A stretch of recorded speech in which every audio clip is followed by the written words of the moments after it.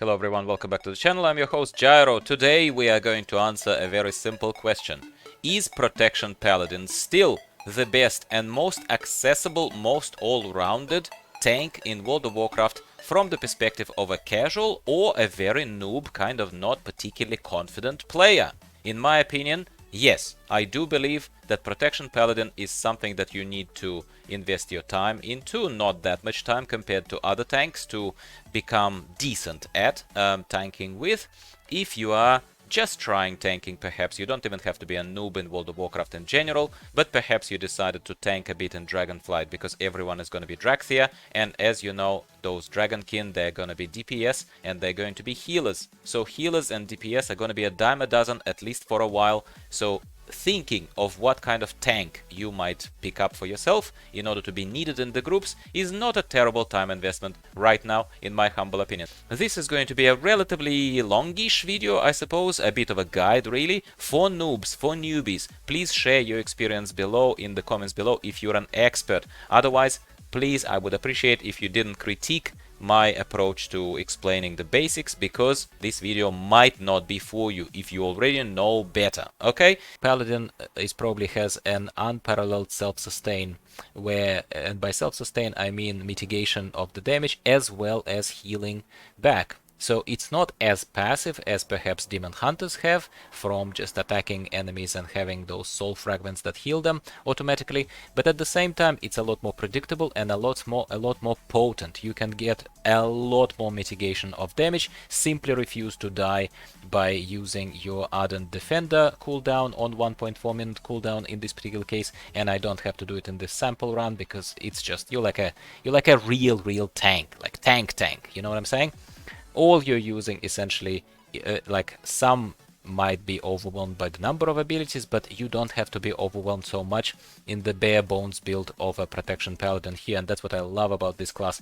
You are using Blessed Hammer on the cooldown pretty much whenever you don't forget to use it. Essentially you have 3 max charges. It reduces the damage that enemies do to you as well as just damages them, maintaining threat and generating holy power.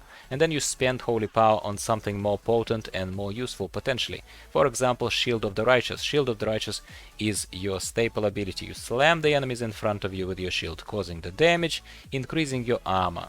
So when it expires, in our case, you also gain increased block chance by 10% and deal additional holy damage to attackers. What's not to love here? You have Judgment that allows you to pull targets that are distant targets, maintaining also your threat on distant targets and causing them to also take increased damage from your next holy power ability, which might be Shield of the Righteous, or most likely is going to be Avenger's Shield. Avenger's Shield, like I said, is like, I absolutely love Protection Paladins just for this ability. So it is, you throw your shield like Captain America, it bounces between the targets, interrupts them, silences them, causes damage, shields you. Like, there is nothing not to love about this ability. It's just insane how good it is, and it constantly gets refreshed as well by using other abilities. You are standing inside of your consecration whenever you can remember. So if you can recast consecration, just recast it and just stand inside of it because it heals you. It reduces the damage, I think, if I'm not mistaken, to you due to our very smart build there. I'm already forgetting what we've picked there. And also reducing the movement speed, so crowd controlling enemies so that they don't charge at your healer or don't do something else nasty. Whenever the enemy is below 20% health, you throw Hammer of the Wrath, helping your DPS to finish it off quicker, essentially. When you can, and if you can be bothered, you're using Hammer of Justice on 1 minute cooldown to stun the primary target for 6 seconds, which is fantastic as well. And that's about it. You interrupt when you can be bothered.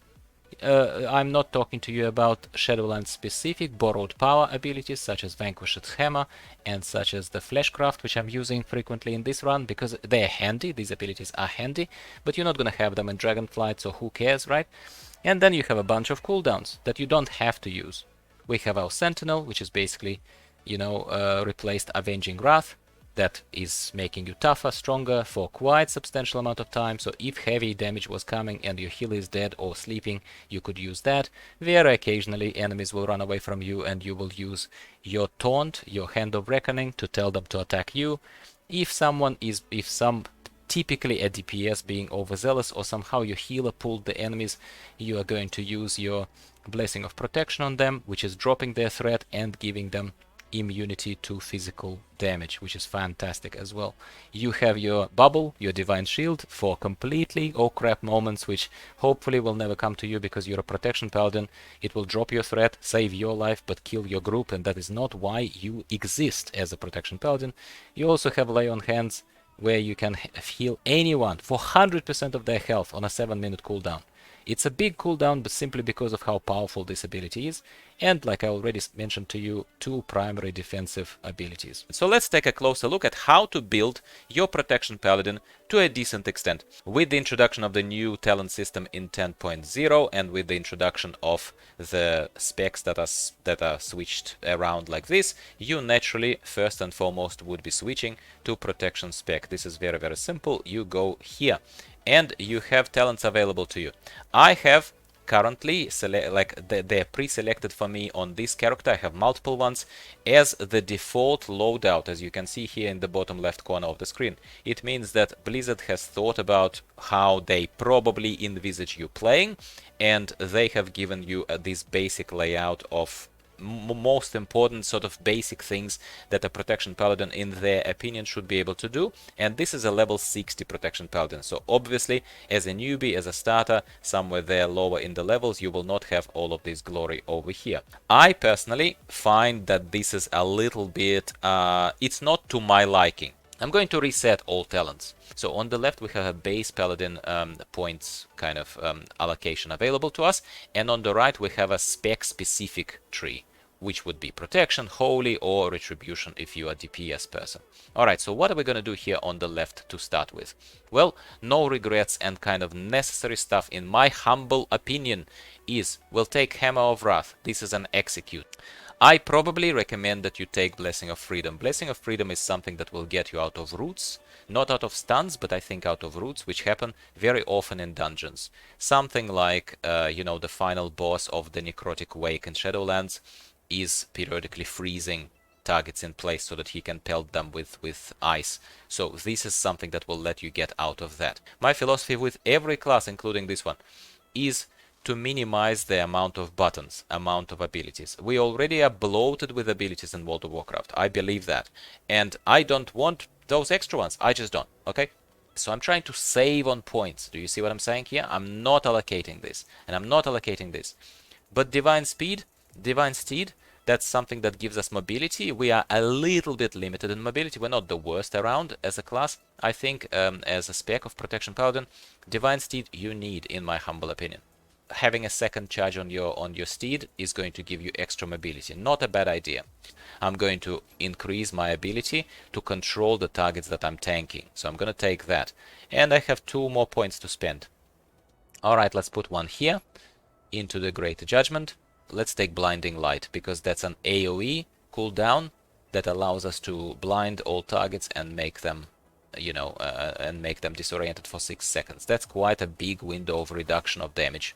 And ultimately, once again, we're not there to cleanse any toxins. We're there to tank for our team. Now, let's continue. Armor and critical strike chance increased by 2% or 4% if we put here all the points. Let's come back to this. Possibly we'll take this, but at the moment I would like to see what else we have. Avenging Wrath. Avenging Wrath is a great cooldown. Very typical, very staple for all paladins. Even Protection Paladins would benefit from it. It increases your damage, healing down, all sorts of things. It's pretty damn good. Rebuke is necessary. Rebuke is something that is interrupting spellcast. Duh, you need to interrupt spellcast.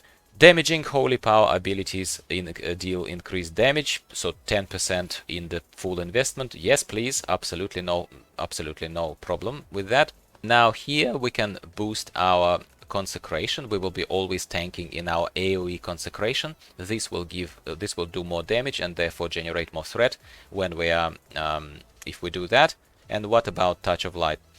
Abilities have a chance to cause your target to erupt in blinding light, dealing holy damage or healing an ally for a certain amount of health. I would take this personally. I actually think that this is more passively helpful. And you're already seeing that I'm avoiding active actively assigned kind of points, actively assigned abilities wherever I can. But that's just me. That's how I play. Blessing of Protection is not bad.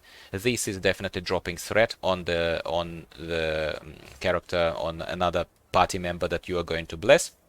Unbreakable Spirit reduces the cooldown on your Divine Shield, Ardent Defender, and Lay on Hands by 30%. This can save a life. This can guaranteed save a life. I'm gonna take this, absolutely. Which brings us, so it can also reduce the cooldown on Blessing of Protection further, which is not bad. We'll come back to this point. We might take it, but it wouldn't be my priority, absolute priority in this particular case. Let's take a look now at the armor and critical strike chance. Yes, let's take this to unlock further nodes over here. Golden Path is fantastic. It amounts for a lot of healing done overall over the course of the fight. So we are going to take this to heal us while we stand in consecration. Yes, please, why wouldn't you? Divine Purpose, Holy Power abilities have a 15% chance to make the next Holy Power ability free and deal extra damage. Yes, please, absolutely, not even a question. Divine Purpose we absolutely need. Now, Obduracy. Speed and avoidance increased, not a terrible thing, but possibly not a priority for us, and we have only 5 points to spend here. Consecration's damage is increased by 10%. Yes, thank you, because we will be relying on healing and damage from consecration quite a lot. So I am probably going to go back to this one, Seal of Clarity. It looks like the most appealing thing to me, to make sure that spending Holy Power has a 10% to reduce the next whatever. Alright, what else do we have? Of Dusk and Dawn. When you reach 5 Holy Power, you get a Blessing of Dawn, which will increase our damage. And when you have a 0 Holy Power, so you cannot do anything defensively, you reduce the damage taken. That's not a bad thing, is it? So I would take this, personally. And then Seal of Order. In the Dawn, that is when our damage is increased. Our Holy Power abilities deal increased damage and healing. And in the Dusk, the armor is increased by 10%. How awesome is this? And this took us a little bit of time, admittedly, my friends, but this is me talking you through the logic of filling out the passive Paladin talent points, talent tree, over here. And we still have 25 points to put into our specialization tree. Sorry it takes that long, but that is what it takes to explain to you how properly it will play. Avenger's Shield, one of the best abilities in the game ever, makes you feel like Captain America a little bit, and just is an awesome thing all around. Yeah. It also shields you for 8 seconds, absorbing 25% of damage that it dealt. Typically, I'd probably take this, but let's go with Blessed Hammer for now, because it's a bit more fun. Now, why? Because Grand Crusader is when you avoid a melee attack or use Blessed Hammer, you have 20% chance to reset the remaining cooldown on Avenger's Shield and increase the strength. Awesome. Let's take that. Over here, our block chance is increased by 20%, and we are able to block spells, which amounts for a lot of damage mitigation, my friends. Ardent Defender is a no-regrets defensive cooldown. You reduce all damage you take for 8 seconds, which sometimes is an eternity, when there is a massive amount of damage coming and you can't escape it. And if this damage kills you, you will instead be resurrected, basically, which is which is just cheat. It's a cheat. It's so awesome. I also quite like Barricade of Faith, because you'll be using Avenger's Shield all the time, and the block chance will increase by 10% for 10 seconds. That's 10% more block damage. That's a lot, alright? Now, what's here? Grand Crusader's chance is increased by 20% and it grants to you strength. Okay, not sure that I want this for now, but we will see if we come back to it. I would like to block spells. Thank you very much, everyone. And I probably would like to increase the consecration, rather than 10% of Lay on Hands. Lay on Hands is a great cooldown, of course. It's a, heals you to full, but this is probably a bit more practical, and this way we also can take Inspiring Vanguard. Fantastic, my friends, fantastic. All right, let's take a look here. We can increase further our chance to block spells, or while in consecration, our damage is reduced by an additional damage taken reduced by an additional 5%. Yes, thank you. Avenger's Shield also shields you for 8 seconds, absorbing 25% as much damage as it dealt, and we are going to increase it even further to 50% of that, because we will be doing throwing Avenger's Shield like mad, absolutely.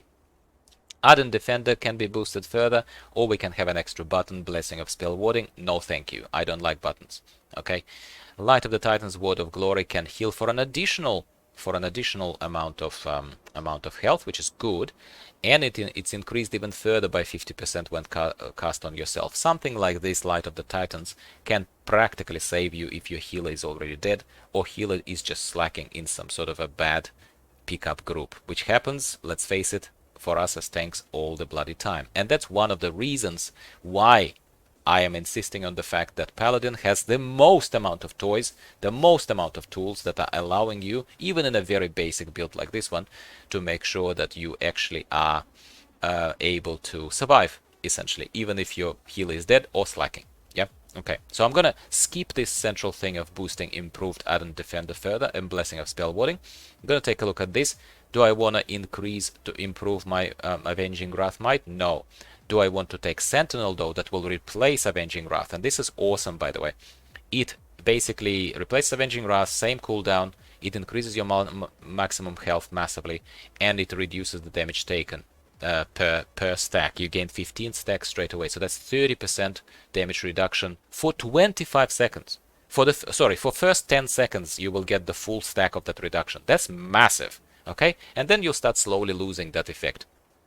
Yes, I'm gonna take that, thank you. Guardian of the Ancient Kings is another rather staple, I would say, defensive cooldown that empowers you on every 5 minutes for 8 seconds. It's not a very long boost, but it reduces all damage by 50%. That's insane. So we're gonna take that, absolutely, my friends, absolutely. Haste is good, yes, a Relentless Inquisitor, but probably not for now. Now Avenger's Shield is imbued with Holy Fire, causing it to deal extra holy damage to all targets within 5 yards. Look, not bad, not bad. Let's come back to that. But let's take a look at this. Resolute Defender. Each 3 holy power you spend reduces cooldown of Avenger Defender and Divine Shield. Yeah, why not? For 1 point, why wouldn't you? Let's go back here, because I'm not that enthused by any of these remaining ones, and we still have 6 points to fill out, my friends. We can obviously, yes, I will go back to this Word of Glory that heals you. Yes, thank you for that. While in Consecration, your Shield of the Righteous and Word of Glory have increased damage and healing. Probably yes, thank you as well. Hand of the Protector, Word of Glory healing is increased by the target's missing health on any target. Look, it's not a bad pick. I don't think it's a bad pick, but I probably am gonna see if I need to prioritize something over it. So Judgment to have 2 charges, maybe, maybe not. Lay on Hands, Divine Shield, and Blessing of reduced cooldown. Further reduced cooldown on those very important things that we've already, I think, if I am not mistaken, reduced cooldown a bit here. I'm going to increase further the healing of the Word of Glory. I am going to do that, because that probably will save our life.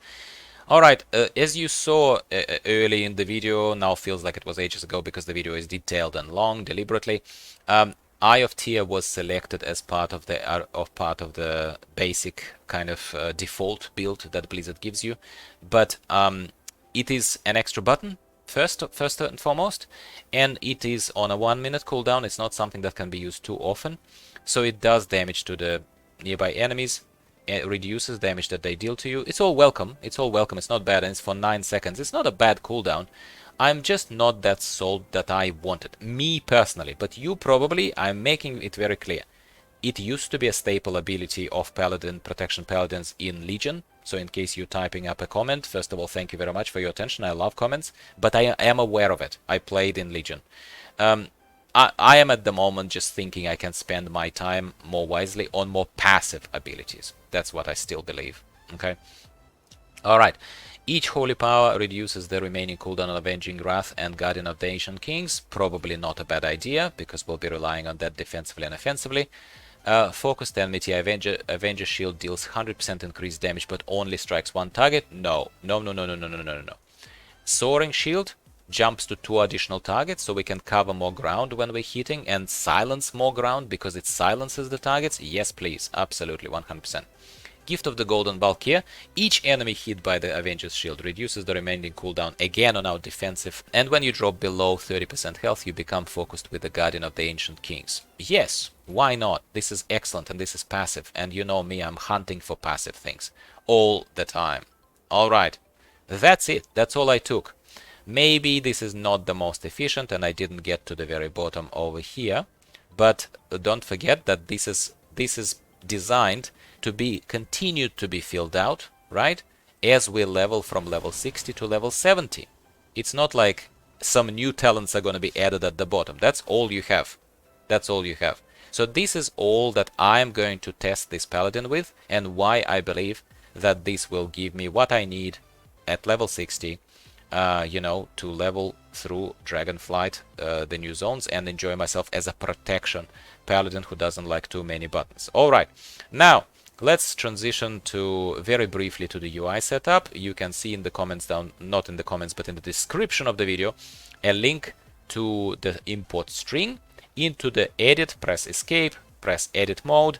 You can import my UI into your build if you want to. So by default it selects, it created some modern layout, that's some, you know, default thing, but I have created what works for me as a healer and as a melee.